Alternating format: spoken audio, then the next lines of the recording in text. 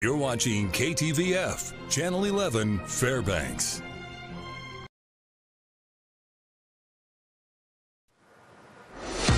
A teenager dies and investigators call her death suspicious. We looked at what happened. It breaks my heart for sure, but here it is. The Homer Spit, we have updated photos of the damage and what happens next after this storm. Well, strong north winds will make it feel even colder in the coming days. We'll go over this chilly, windy outlook next. And Fairbanks, a new way to relax, has soldiers in the warrior zone. You're watching Alaska's news source. Good evening. We are learning about a teenager found dead in Wasilla. It happened Friday, and law enforcement say her death is suspicious. Investigative reporter Johnson Kuhn has details. It was around 7:21 Friday morning that Alaska State Troopers say 16-year-old Alina Tonis's body was located on a power line trail in Wasilla. In a social media post, her family says the exact location was behind the Eagle Eye storage facility around the area of Selden and Bogard Road. Alaska's news source spoke with the family today, who says they've been asked by the lead investigator to not share additional details or speak to the media while the case is ongoing. Matanuska School District confirmed on Monday that Alina was once a student in the district before dropping out last year. Her family says the last place she was enrolled was Matsu Central School in Wasilla. Alaska State Troopers did not respond to our request for comment, and we'll keep you updated as this story develops. Rebecca? Homer declared a local emergency today. That's after the extent of the damage to the Homer Spit reveals itself after this weekend's strong wind caused big waves and erosion, resulting in periodic closures of the Homer Spit Road. Michaela Clark spoke with people in Homer who are dealing with the impacts. Not good at all. It pushed the deck about 2 to 3 feet away from the structure. So here's a good example. Right there is the deck.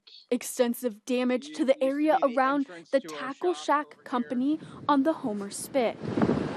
And it just totally blew out the deck boards there, as well as the staircase used to be attached over here behind me.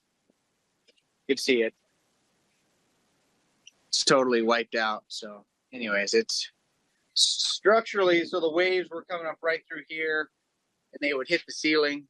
And anyway, so it did a solid number to our shop. Sean Grimes, who has owned the shop with his wife for the last 4 years, surveyed the erosion. We used to have a seawall on the north and the south side, and this one's pretty much gone. He says it's the nature of where his business sits, but it's still a big blow. Yeah, this is more destruction than I've seen out here from any of the previous storms, and we've had it for 4 years. So it's been, I don't know, pretty heartbreaking. There was debris everywhere. Colby Bayless was on the Spit Saturday when the waves were wreaking havoc. I've seen a lot of boulders and whatnot get washed out on the Homer Spit roads in years past, but I've never seen this high. We had sustained winds at about 25 knots. Homer Harbor Master Matt Clark says this weekend's strong weather and waves caused significant erosion in the area between the Kevin Bell Arena and the fishing lagoon along the highway. This was substantial as it scoured and undercut the Homer Spit Road in about a quarter-mile section of the highway and actually washed out portions of the asphalt and the fog line on the southbound lane.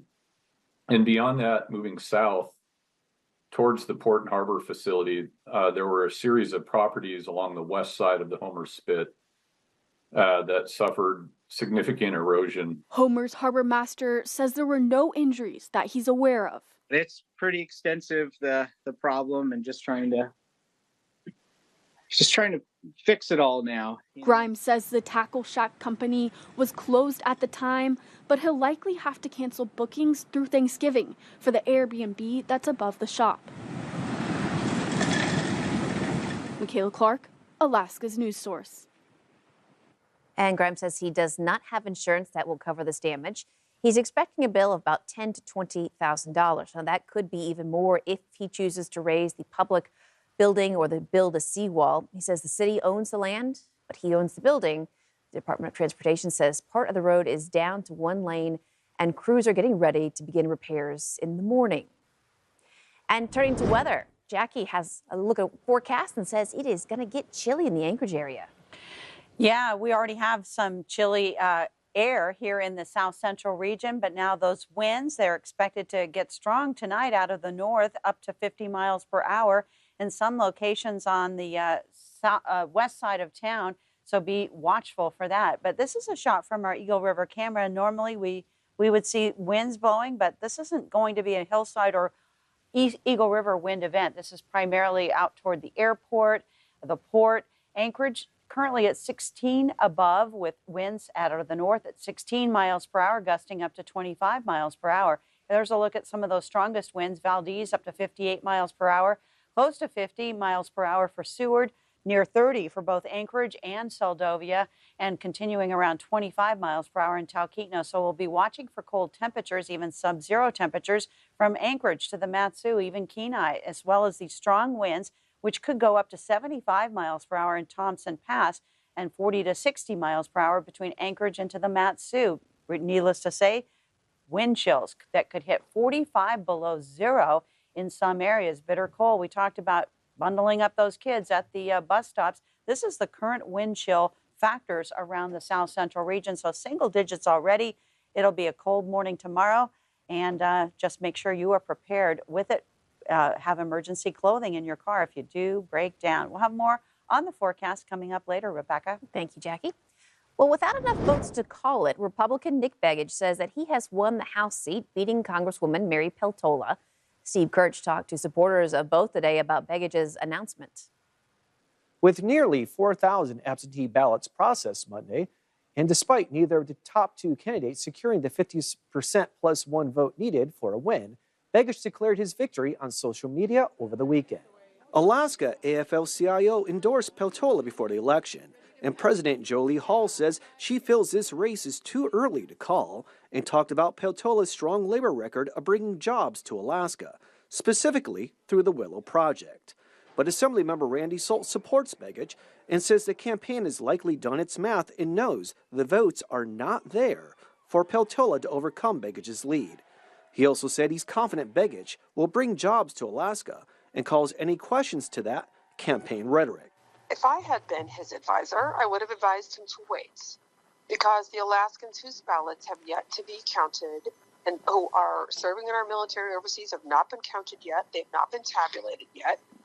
And, you know, the ranked choice process should have the opportunity to play out. I mean, that's his choice. I mean, they probably did some statistics on how the votes were coming in and felt it was probably comfortable to declare victory. I probably wouldn't have. I'd wait for the state to tell me I won.